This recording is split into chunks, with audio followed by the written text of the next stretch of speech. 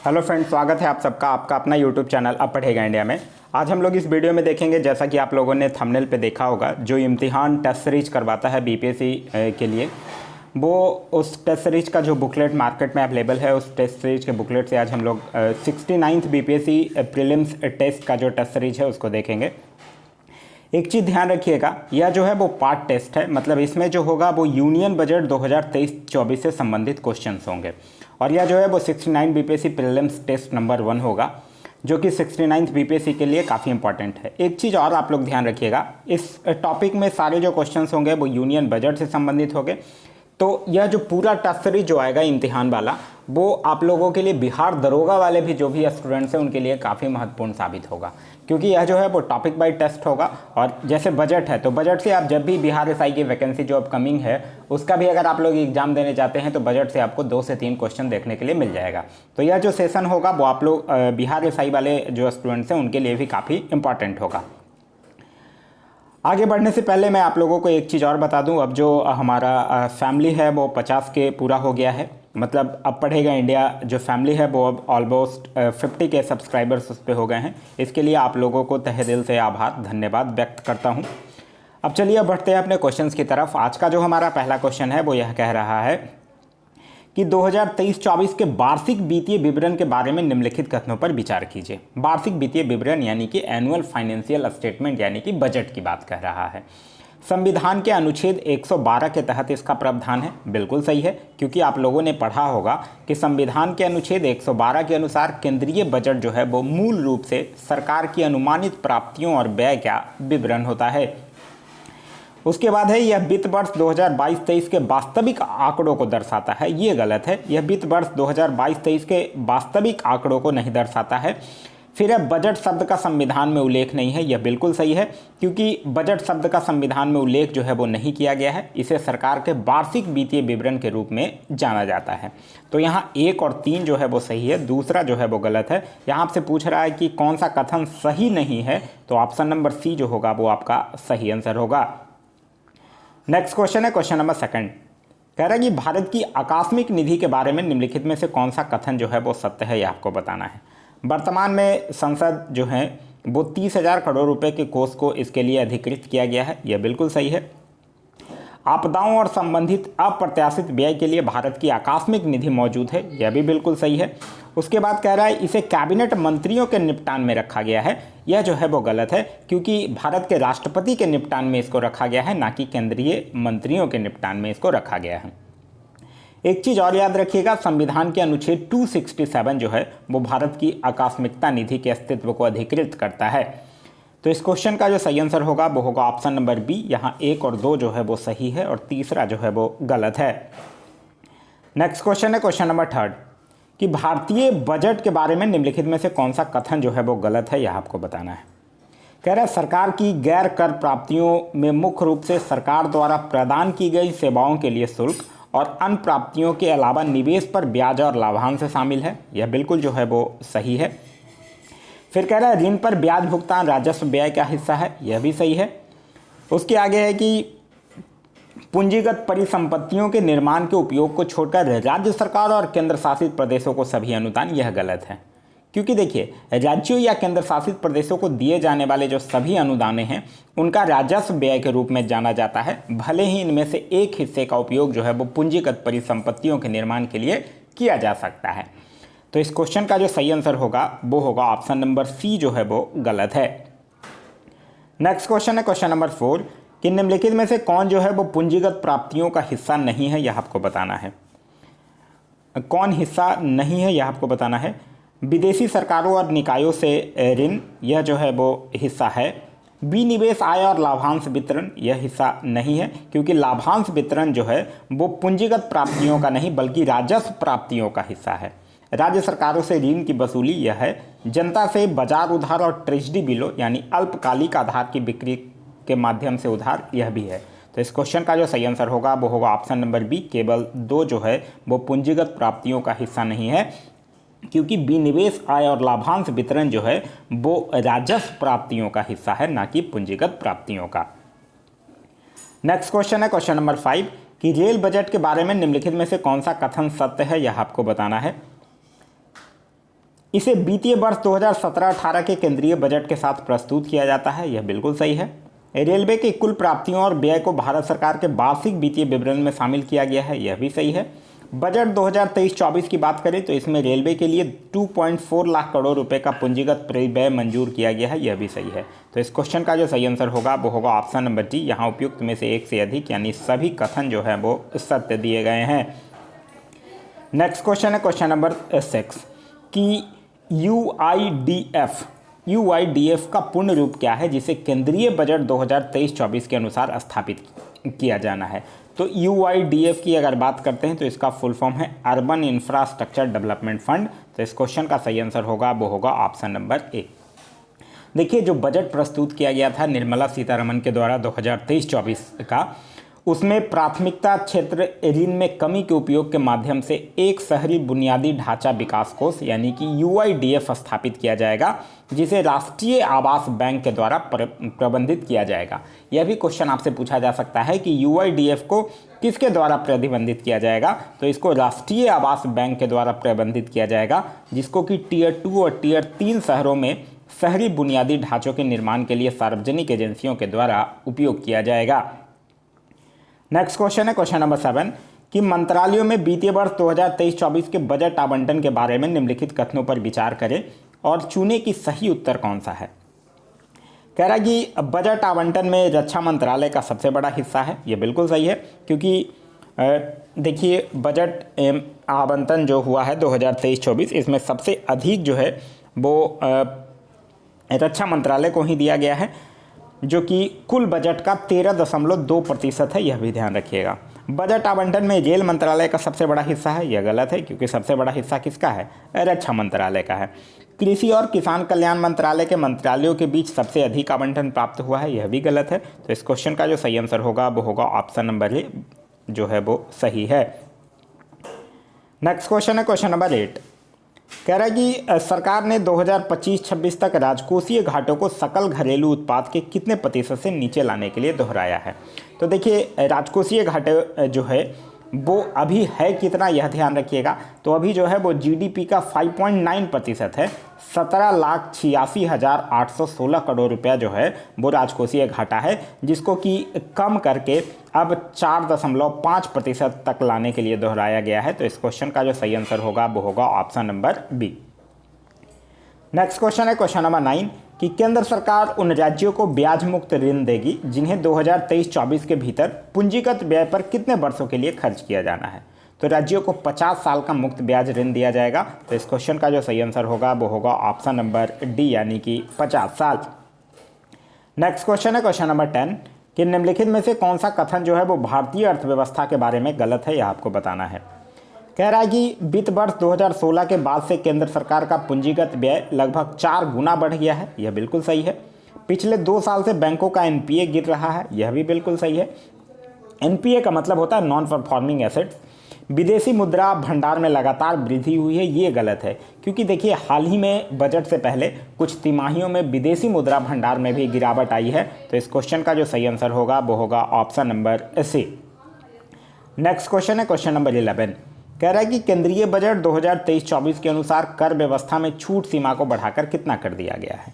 तो देखिए, नई कर व्यवस्था में जो छूट की सीमा है उसको बढ़ाकर 7 लाख रुपया कर दिया गया है, यानी कि नई कर व्यवस्था के अनुसार 7 लाख रुपये तक की आय वाली व्यक्तियों को कोई कर जो है वो नहीं देना होगा।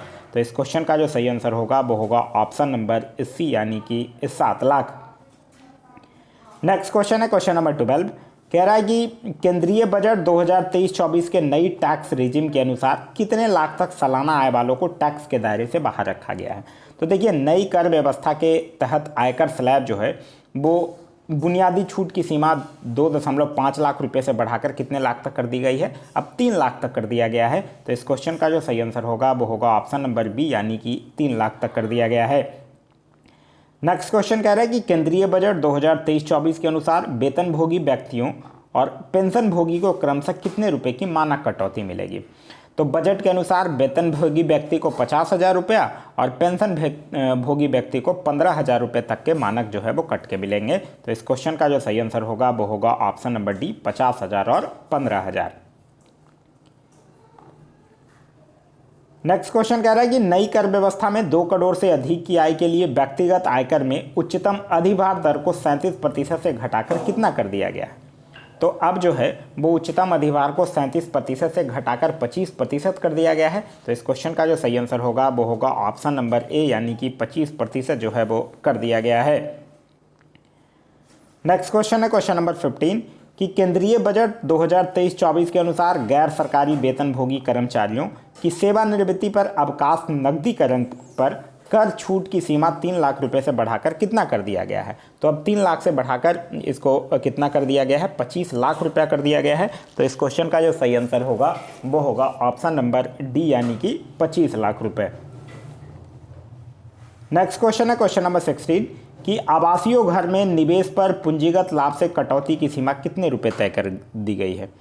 तो आवासीय घर में निवेश पर पूंजीगत लाभ से कटौती की सीमा जो है वो 10 करोड़ रुपए तय की गई है। तो इस क्वेश्चन का सही आंसर होगा वो होगा ऑप्शन नंबर बी, यानी कि 10 करोड़। नेक्स्ट है कि बजट में प्रकल्पित काराधन की सीमा को सूक्ष्म उद्योगों के लिए कितने रुपए बढ़ाने का प्रस्ताव दिया गया है। तो सूक्ष्म उद्योगों के लिए अब बढ़ाकर इसको 3 करोड़ रुपए करने का प्रावधान किया गया है। तो इस क्वेश्चन का जो सही आंसर होगा वो होगा ऑप्शन नंबर ए, यानी कि 3 करोड़। नेक्स्ट क्वेश्चन है क्वेश्चन नंबर 18 कि 31 मार्च 2024 तक निर्माण शुरू करने वाली नई सहकारी समितियों को कितने प्रतिशत की रियायती कर दर का लाभ होगा। तो कितने प्रतिशत का होगा, 15% का होगा। तो इस क्वेश्चन का जो सही आंसर होगा वो होगा ऑप्शन नंबर सी, यानी कि 15%। नेक्स्ट है कि सहकारी समितियों के लिए नगद निकासी पर टीडीएस की सीमा बढ़ाकर कितना कर दिया गया है। टीडीएस यानी कि टैक्स डिडक्टेड एट सोर्स, तो इसको बढ़ाकर कर दिया गया है 3 करोड़ रुपए। तो इस क्वेश्चन का जो सही आंसर होगा वो होगा ऑप्शन नंबर ए, यानी कि 3 करोड़। नेक्स्ट है कि प्राथमिक कृषि सहकारी समितियों यानी कि पीएसीएस द्वारा नगद जमा और ऋण के लिए प्रति सदस्य की उच्च सीमा कितनी तय कर दी गई है। तो प्रति सदस्य के लिए उच्च सीमा जो है वो 2 लाख रुपए तक की तय कर दी गई है। तो इस क्वेश्चन का सही आंसर होगा वो होगा ऑप्शन नंबर ए, यानी कि 2 लाख रुपए। नेक्स्ट है कि स्टार्टअप्स को आयकर लाभ के लिए निगमन की तिथि कब तक के लिए बढ़ा दी गई है। तो इसकी तिथि जो है, देखिए स्टार्टअप्स को आयकर लाभ के लिए जो निगमन की तिथि है उसको 31 मार्च 2024 तक बढ़ाई जाएगी। स्टार्टअप्स की शेयरधारिता में बदलाव पर नुकसान को आगे बढ़ाने की जो समय सीमा है वो निगमन के 7 साल से बढ़ाकर 10 साल कर दिया गया है। यह भी ध्यान रखना है आप लोगों को। तो इस क्वेश्चन का जो सही आंसर होगा वो होगा ऑप्शन नंबर ए, यानी कि 31 मार्च 2024। नेक्स्ट है कि केंद्रीय बजट 2023-24 के अनुसार छोटी छोटी अपीलों के निस्तारण के लिए कितने संयुक्त आयुक्तों की तैनाती की जाएगी। तो छोटी छोटी अपीलों के निस्तारण के लिए 100 संयुक्त आयुक्तों की तैनाती की जाएगी। तो इस क्वेश्चन का जो सही आंसर होगा वो होगा ऑप्शन नंबर ए, यानी कि 100।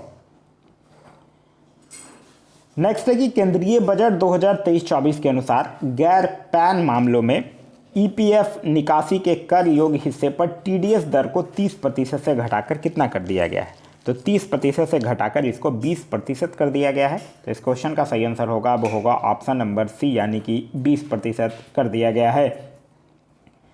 नेक्स्ट है केंद्रीय बजट 2023-24 के अनुसार चालू वर्ष की आर्थिक वृद्धि कितना प्रतिशत रहने का अनुमान है। तो चालू वर्ष की आर्थिक वृद्धि जो है वो कितना रहने का अनुमान है, 7% रहने का अनुमान है। तो इस क्वेश्चन का जो सही आंसर होगा वो होगा ऑप्शन नंबर बी, 7%। देखिए भारत के स्वतंत्रता के 75वें वर्ष में विश्व ने भारतीय अर्थव्यवस्था को एक उज्जवल सितारे के रूप में मान्यता दिया है, जिसकी आर्थिक वृद्धि जो है वो 7% अनुमानित है, जो कि सभी प्रमुख अर्थव्यवस्थाओं में से सबसे अधिक है। नेक्स्ट क्वेश्चन है क्वेश्चन नंबर 25। कह रहा है कि केंद्रीय बजट 2023-24 के अनुसार PMGKY यानी कि प्रधानमंत्री गरीब कल्याण योजना के साथ कोविड-19 महामारी के दौरान सरकार ने कितने लोगों को मुफ्त भोजन की आपूर्ति किया है। तो सरकार जो है वो 28 महीने के लिए 80 करोड़ से अधिक व्यक्तियों को अनाज उपलब्ध करवाया है। तो इस क्वेश्चन का जो सही आंसर होगा वो होगा ऑप्शन नंबर सी, यानी कि 80 करोड़। नेक्स्ट क्वेश्चन है क्वेश्चन नंबर 26।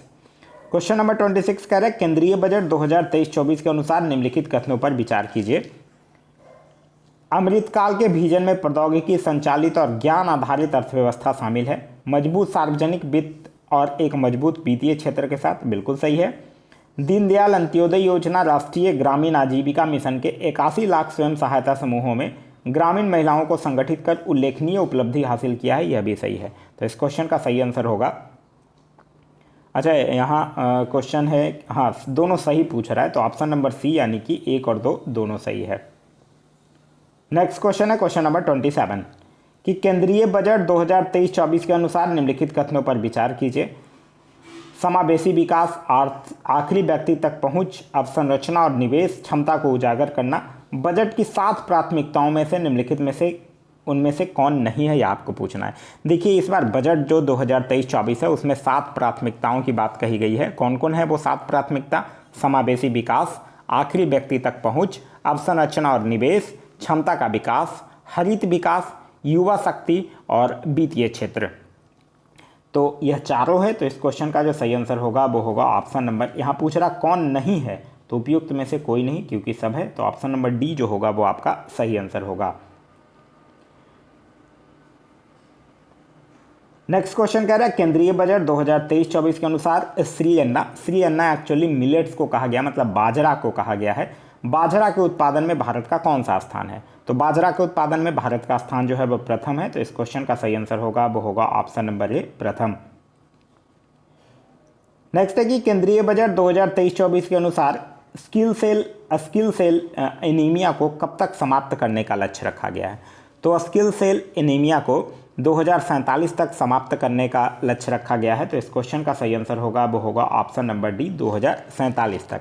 और एक चीज़ और ध्यान रखिएगा, स्किल सेल एनीमिया से प्रभावित जनजातीय क्षेत्रों में जागरूकता सृजन किया जाएगा और साथ ही साथ जो 0 से लेकर मतलब 40 वर्ष तक के आयु वर्ग के 7 करोड़ लोगों को यूनिवर्सल स्क्रीनिंग भी जो है वो करवाई जाएगी। नेक्स्ट क्वेश्चन है क्वेश्चन नंबर 30 कि केंद्रीय बजट 2023-24 के अनुसार कितने एकलव्य मॉडल आवासीय खोलने की योजना है? तो कितने सरकार जो है वो 740 एकलव्य मॉडल आवासीय खोलेगा, जिसमें कि 38,800 शिक्षकों और सहायक कर्मचारियों की भर्ती की जाएगी। तो इस क्वेश्चन का जो सही आंसर होगा वो होगा ऑप्शन नंबर सी, यानी कि 740 एकलव्य मॉडल आवासीय स्कूल खोला जाएगा।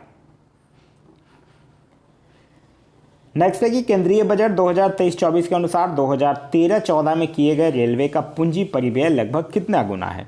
तो देखिए रेलवे के लिए 2.40 लाख करोड़ रुपए का पूंजी परिव्यय प्रदान किया गया है, जो कि अब तक का सर्वाधिक है और 2013-14 में किए गए परिव्यय का लगभग 9 गुना है। तो इस क्वेश्चन का जो सही आंसर होगा वो होगा ऑप्शन नंबर सी, यानी कि 9 गुना है।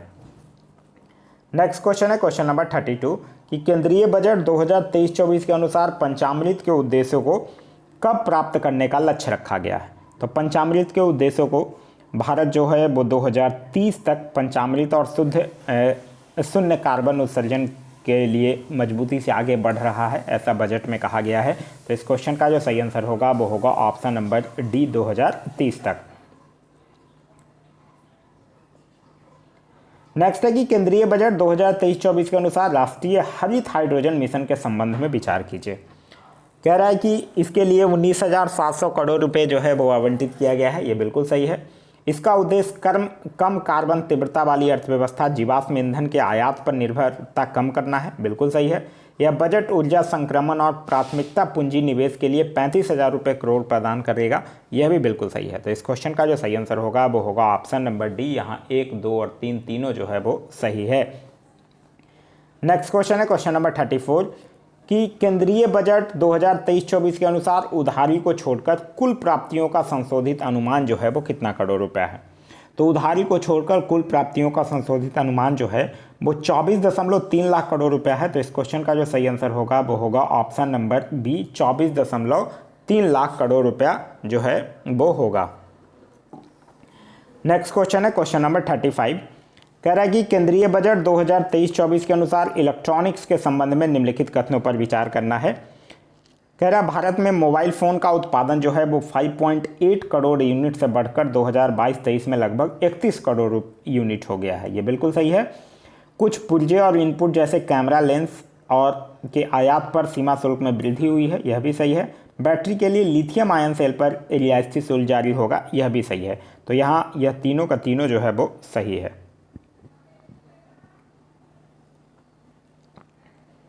नेक्स्ट है कि केंद्रीय बजट 2023-24 से प्रस्तावित व्यय के संबंध में निम्नलिखित में से कौन सा सही ढंग से मेल नहीं खाता है, वह आपको बताना है कि ब्याज भुगतान 20% सही है, सब्सिडी 7% सही है, रक्षा 15% ये गलत है, पेंशन 4% ये सही है। केंद्रीय बजट में रक्षा के लिए 8% आवंटित किया गया है। तो इस क्वेश्चन का जो सही आंसर होगा वो होगा option number C.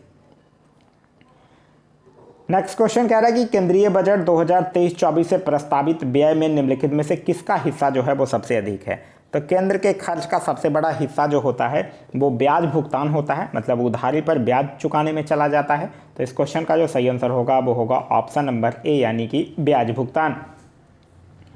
Next question है क्वेश्चन नंबर 38 कि केंद्रीय बजट 2023-24 के प्रस्तावित व्यय में निम्नलिखित में से किसका हिस्सा सबसे कम है, यह आपसे पूछ रहा है। रक्षा का कितना है 8%, केंद्रीय प्रायोजित योजनाओं का है 9%, केंद्रीय क्षेत्र योजना का है 17%, पेंशन का सबसे कम है। तो इस क्वेश्चन का जो सही आंसर होगा वो होगा ऑप्शन नंबर ए यानी कि पेंशन का। नेक्स्ट क्वेश्चन है क्वेश्चन नंबर 39 कि केंद्रीय बजट 2023-24 के अनुसार वित्तीय वर्ष 2023-24 के लिए प्रस्तावित राजकोषीय घाटा कितना है। तो राजकोषीय घाटा जो है वो जीडीपी का कितना है 5.9% है। नेक्स्ट क्वेश्चन है क्वेश्चन नंबर 40 कि निम्नलिखित में से कौन सा केंद्रीय बजट 2023-24 की 7 प्राथमिकताओं यानी सप्तऋषि का हिस्सा नहीं है। अभी हम लोगों ने देखा था सप्तऋषि में कौन कौन सा है 7 प्राथमिकताएं, समावेशी विकास, आखिरी व्यक्ति तक पहुंच, अवसंरचना और निवेश, क्षमता का विकास, हरित विकास, युवा शक्ति और वित्तीय क्षेत्र। समावेशी विकास है, अवसंरचना और निवेश भी है, हरित विकास भी है, महिला शक्ति की बात नहीं कही गई है। तो इस क्वेश्चन का जो सही आंसर होगा वो होगा ऑप्शन नंबर डी यानी कि महिला शक्ति।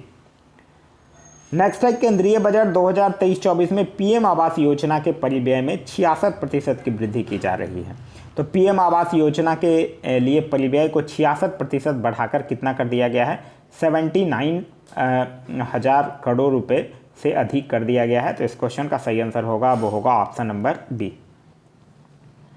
नेक्स्ट क्वेश्चन है क्वेश्चन नंबर 42 कि केंद्रीय बजट 2023-24 के अनुसार रेलवे के लिए कितने करोड़ का पूंजी परिव्यय प्रदान किया गया है, जो अब तक का सर्वाधिक परिव्यय है और 2013-14 में किए गए परिव्यय का लगभग 9 गुना है। तो कितना किया गया है रेलवे के लिए 2.40 लाख करोड़ रुपए। तो इस क्वेश्चन का जो सही आंसर होगा वो होगा option number B. Next question है क्वेश्चन नंबर 43 कह रहा है कि केंद्रीय बजट 2023-24 के अनुसार आईगॉट कर्मयोगी एक एकीकृत ऑनलाइन प्रशिक्षण मंच शुरू किया गया है जो किनके कौशल को उन्नत करने के लिए निरंतर सीखने के अवसर प्रदान करता है और एक जन केंद्रित दृष्टिकोण की सुविधा प्रदान करता है। तो आईगॉट कर्मयोगी जो है वो एक एकीकृत ऑनलाइन प्रशिक्षण के लिए आईगॉट कर्मयोगी नामक एक प्लेटफॉर्म शुरू किया जाएगा जो कि सरकारी कर्मचारियों के लिए है। तो इस क्वेश्चन का जो सही आंसर होगा वो होगा ऑप्शन नंबर ए यानी कि सरकारी कर्मचारी। नेक्स्ट क्वेश्चन है क्वेश्चन नंबर 44 कि केंद्रीय बजट 2023-24 के अनुसार 42 केंद्रीय अधिनियमों में संशोधन करने के लिए जन विश्वास विधेयक पेश किया गया है। तो क्या किया गया है विश्वास आधारित शासन को आगे बढ़ाने के लिए 42 केंद्रीय अधिनियमों में संशोधन के लिए जन विश्वास विधेयक पेश किया गया है। तो इस क्वेश्चन का जो सही आंसर होगा वो होगा ऑप्शन नंबर बी यानी कि विश्वास आधारित शासन। नेक्स्ट है कि राष्ट्रीय डेटा शासन नीति को केंद्रीय बजट 2023-24 में निम्नलिखित के लिए लाया जाएगा। तो इसको स्टार्टअप और शिक्षाविदों द्वारा नवाचार और अनुसंधान को बढ़ावा देने के लिए राष्ट्रीय डेटा प्रशासन नीति लाई जाएगी। तो इस क्वेश्चन का जो सही आंसर होगा वो होगा स्टार्टअप और शिक्षा।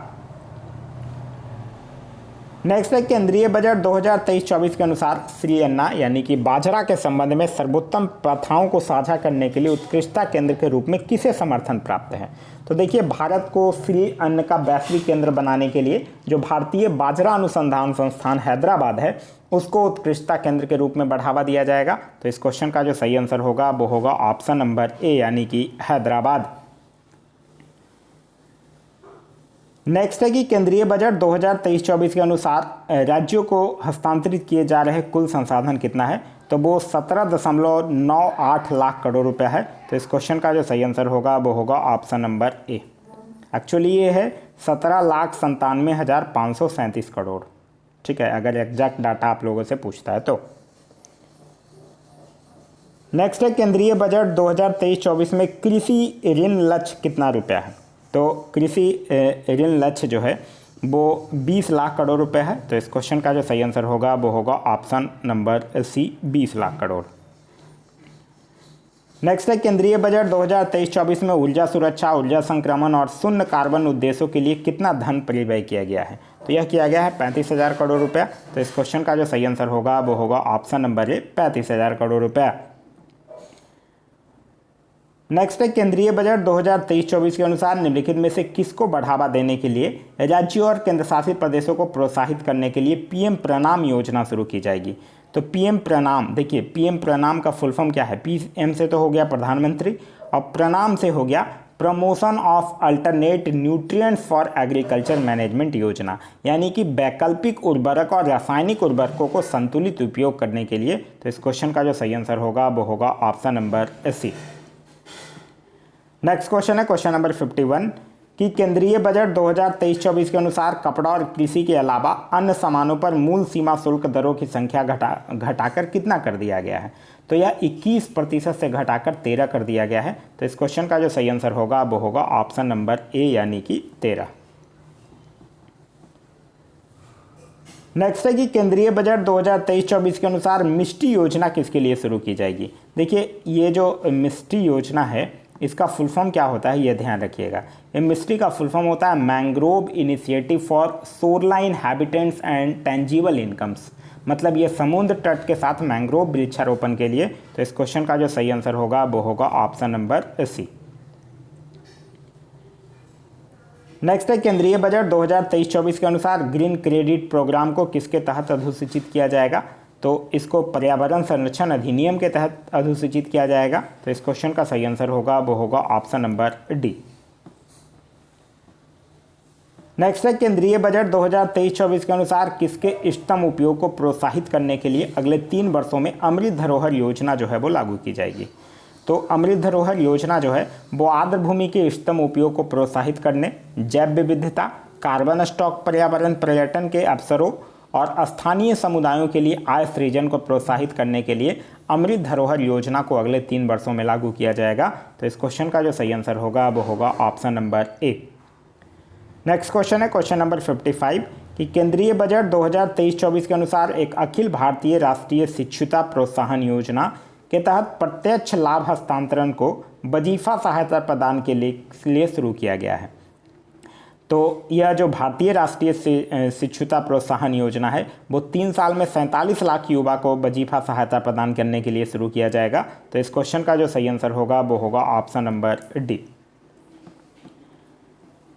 नेक्स्ट है कि केंद्रीय बजट 2023-24 के अनुसार अक्षय ऊर्जा ग्रिड एकीकरण और निकासी के लिए 20,700 करोड़ रुपए का परिव्यय जो है वो किस राज्य या केंद्र शासित प्रदेश से प्रदान किया गया है। तो यह किया गया है लद्दाख से। तो इस क्वेश्चन का जो सही आंसर होगा वो होगा ऑप्शन नंबर ए, यानी कि लद्दाख से। नेक्स्ट है कि केंद्रीय बजट 2023-24 के अनुसार ईज ऑफ डूइंग बिजनेस लाने के लिए निर्दिष्ट सरकारी एजेंसियों का सभी डिजिटल प्रणालियों के लिए निम्नलिखित में से किसका उपयोग समान पहचानकर्ताओं के रूप में किया जाएगा। तो यह किया जाएगा पैन का उपयोग। पैन का मतलब होता है, पैन का फुल फॉर्म होता है permanent account number. Next question है क्वेश्चन नंबर 58। क्वेश्चन नंबर 58 कह रहा है कि केंद्रीय बजट 2023-24 के अनुसार पेयजल के लिए स्थायी सूक्ष्म सिंचाई और सतही टैंकों को भरने के लिए ऊपरी भद्रा परियोजना को केंद्रीय सहायता के रूप में 5300 करोड़ रुपए दिए जाएंगे। यह परियोजना किस राज्य में स्थित है। तो ऊपरी भद्री परियोजना किस राज्य में स्थित है, कर्नाटक में स्थित है। तो इस क्वेश्चन का सही आंसर होगा वो होगा ऑप्शन नंबर सी, यानी कि कर्नाटक। नेक्स्ट है कि केंद्रीय बजट 2023-24 के अनुसार पहले चरण में प्राचीन शिलालेखों के डिजिटलीकरण के साथ एक डिजिटल एपिग्राफी संग्रहालय में Bharat shared repository of inscription स्थापित किया जाएगा। तो पहले चरण में 1 लाख प्राचीन शिलालेखों का डिजिटलीकरण किया जाएगा। तो इस क्वेश्चन का जो सही आंसर होगा वो होगा ऑप्शन नंबर ए, यानी कि 1 लाख। नेक्स्ट है कि उधार के अलावा कुल प्राप्तियों का अनुमान कितना है। तो उधार कितना है 34% और इसके अलावा कुल प्राप्तियों का अनुमान जो है वो है 25 लाख करोड़ रुपया। तो इस क्वेश्चन का सही आंसर होगा वो होगा ऑप्शन नंबर बी। नेक्स्ट है गोवर्धन योजना के तहत कितने वेस्ट टू वेल्थ प्लांट स्थापित किए जाएंगे। देखिए गोवर्धन योजना जो है वो 10,000 करोड़ रुपए के कुल निवेश पर सर्कुलर अर्थव्यवस्था को बढ़ावा देने के लिए गोवर्धन योजना मतलब कि galvanising organic bio agro resources धन योजना के तहत 500 नए वेस्ट टू वेल्थ संयंत्र जो है वो स्थापित किए जाएंगे। तो इस क्वेश्चन का जो सही आंसर होगा वो होगा ऑप्शन नंबर सी यानी कि 500। नेक्स्ट है कि बजट 2023-24 के अनुसार अग्निवीर फंड को ट्रिपल ई का दर्जा दिया गया है। ट्रिपल ई का अर्थ क्या है? तो ट्रिपल ई का अर्थ क्या है? Exempt exempt exempt. तो इस क्वेश्चन का जो सही आंसर होगा वो होगा option number A. Next question है क्वेश्चन नंबर 63। क्वेश्चन नंबर 63 कह रहा है कि प्रयोगशाला में विकसित हीरे के बारे में निम्नलिखित में से कौन सा कथन गलत है, यह आपको बताना है। प्रयोगशाला में विकसित हीरे खनन किए गए हीरों की तुलना में कम महंगे होते हैं, ये बिल्कुल सही है। प्रयोगशाला में विकसित हीरो के बनने में सिर्फ दिन या सप्ताह लगते हैं, यह भी सही है।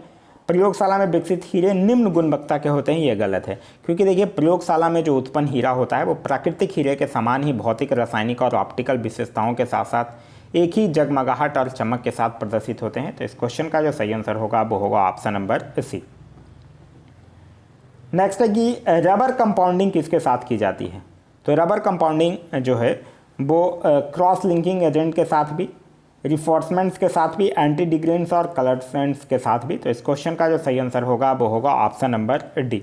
एक्चुअली ये रबर कंपाउंडिंग जो होता है या फॉर्मुलेशन ये जो है वो वांछित गुणों को प्राप्त करने के लिए कच्चे रबर में कुछ रसायनों को शामिल करने की एक प्रक्रिया है। नेक्स्ट है क्वेश्चन नंबर 65 कि अगले 3 वर्ष में कितने भारतीय प्राकृतिक खेती जैव इनपुट संसाधन केंद्र जो है वो स्थापित किए जाएंगे। तो कितने किए जाएंगे? 10,000 किए जाएंगे 3 वर्षों में। तो इस क्वेश्चन का सही आंसर होगा वो होगा ऑप्शन नंबर ए। नेक्स्ट है कि 2011 की जनगणना के अनुसार भारत में पीवीटीजी की संख्या क्या है। पीवीटीजी का मतलब होता है प्रिमिटिव वल्नरेबल ट्राइबल ग्रुप्स, जो कि 75 हैं। तो इसको सबसे ज़्यादा कहाँ है यह भी क्वेश्चन आपसे पूछा जा सकता है। तो सबसे ज़्यादा पीवीटीजी की जो संख्या है वो उड़ीसा में है, कितना? 13, और टोटल कितना है? 75। तो इस क्वेश्चन का सही आंसर होगा वो होगा ऑप्शन नंबर बी। नेक्स्ट है कि निम्नलिखित में से कौन सा प्रत्यक्ष कर नहीं है। आयकर प्रत्यक्ष कर है, संपत्ति कर प्रत्यक्ष है, निगम कर प्रत्यक्ष है, जीएसटी प्रत्यक्ष कर नहीं है। तो इस क्वेश्चन का सही आंसर होगा वो होगा ऑप्शन नंबर डी, वस्तु एवं सेवा कर। नेक्स्ट है कि राष्ट्रीय शिक्षुता संवर्धन योजना किस वर्ष शुरू की गई थी। तो एनएपीएस का मतलब होता है नेशनल अप्रेंटिस प्रमोशन स्कीम, जिसको कि वित्तीय प्रोत्साहन, प्रौद्योगिकी और वकालत सहायता प्रदान करके देश में शिक्षुता को बढ़ावा देने के लिए भारत सरकार के द्वारा अगस्त 2016 में लॉन्च किया गया था। तो इस क्वेश्चन का सही आंसर होगा वो होगा ऑप्शन नंबर बी, 2016। नेक्स्ट है कि यूनिटी मॉल की स्थापना राज्य में कहाँ की जाएगी। तो राज्य में जो यूनिटी यानी कि एकता मॉल है उसकी स्थापना या तो राज्य की राजधानी में किया जाएगा, या फिर उसका जो वित्तीय राजधानी होगा वहाँ किया जाएगा, या फिर जो सबसे प्रमुख पर्यटन स्थल वहाँ का होगा वहाँ किया जाएगा। तो राज्य की राजधानी में, वित्तीय राजधानी में, सबसे प्रमुख पर्यटन केंद्र में। तो इस क्वेश्चन का जो सही आंसर होगा वो होगा ऑप्शन नंबर डी यानी उपरोक्त में से एक से अधिक। नेक्स्ट क्वेश्चन कह रहा है क्वेश्चन नंबर 70 कि बजट 2023-24 में कुल व्यय होने का अनुमान लगाया गया है। तो कुल व्यय कितना है? 45,03,997 करोड़, इतना है। तो इस क्वेश्चन का जो सही आंसर होगा वो होगा ऑप्शन नंबर ए। नेक्स्ट है कि इस वर्ष के बजट भाषण का समय कितना था। तो इस वर्ष का बजट भाषण जो था वो कितना देर चला था? 1 घंटे 27 मिनट, यानी कि टोटल चला था 87 मिनट। और देखिए निर्मला सीतारमण जो हैं वो लोकसभा में लगातार 5वीं बार बजट पेश की थी, और इस बार का जो उनका बजट भाषण था जो अब तक का सबसे छोटा बजट भाषण था। नेक्स्ट है कि अमृतकाल की अवधि क्या है। तो अमृतकाल को अगले 25 साल के लिए भारत और भारत के नागरिकों के लिए समृद्धि की नई ऊंचाइयों पर बढ़ाने के लिए ये अवधि शुरू की गई है। तो इस क्वेश्चन का सही आंसर होगा वो होगा ऑप्शन नंबर सी, अगले 25 साल। नेक्स्ट है कि निम्नलिखित में से कौन बजट दस्तावेज के अंतर्गत शामिल नहीं है। तो वार्षिक वित्तीय विवरण ये है, अनुदान की मांग भी है, विनियोग विधेयक और वित्त विधेयक भी है। तो इस क्वेश्चन का सही आंसर हो जाएगा वो होगा ऑप्शन नंबर डी, उपयुक्त सभी। नेक्स्ट है कि बजट में उल्लेखित योजना का नाम क्या है जो आंशिक निकासी विकल्प के साथ 7.5% की निश्चित ब्याज दर पर 2 लाख रुपए तक की जमा सुविधा के साथ 2 साल की अवधि के लिए एक बार की एक नई छोटी बचत योजना की अनुमति देता है। तो यह है महिला सम्मान बचत पत्र। तो इस क्वेश्चन का सही आंसर होगा वो होगा option number A. Next question कह रहा है कि वित्त मंत्रालय का निम्नलिखित में से कौन सा विभाग जो है वो केंद्रीय बजट तैयार करता है। तो वित्त मंत्रालय का कौन सा विभाग बजट तैयार करता है? आर्थिक मामलों का विभाग। तो इस क्वेश्चन का जो सही आंसर होगा वो होगा ऑप्शन नंबर ए, यानी कि आर्थिक मामलों का विभाग। तो यह था हमारा आज का वीडियो। आज का वीडियो आप लोगों को कैसा लगा कमेंट करके जरूर बताइएगा। साथ ही साथ इस वीडियो से कुछ सीखने के लिए मिला तो एक लाइक जरूर कर दीजिएगा। देखिए यह वीडियो जो है वो भले ही 69 बीपीएससी के नाम से है, लेकिन यह बिहार दरोगा के लिए भी काफ़ी इंपॉर्टेंट है, क्योंकि वहाँ से भी बिहार दरोगा क्या हर एक एग्जाम्स के लिए काफ़ी इंपॉर्टेंट है, क्योंकि बजट से इंपॉर्टेंट क्वेश्चन जो है वो हर एक एग्जाम में पूछे जाते हैं। इसका अगर आप लोगों को पीडीएफ चाहिए तो पीडीएफ के लिए वीडियो के दिए गए डिस्क्रिप्शन लिंक से जाकर टेलीग्राम ग्रुप ज्वाइन कर सकते हैं, या फिर आप टेलीग्राम में जाकर सर्च कर लीजिएगा आप पढ़ेगा इंडिया, वहाँ जो ग्रुप आएगा उससे आप इसका पीडीएफ जो है वो प्राप्त कर सकते हैं। Thanks for watching.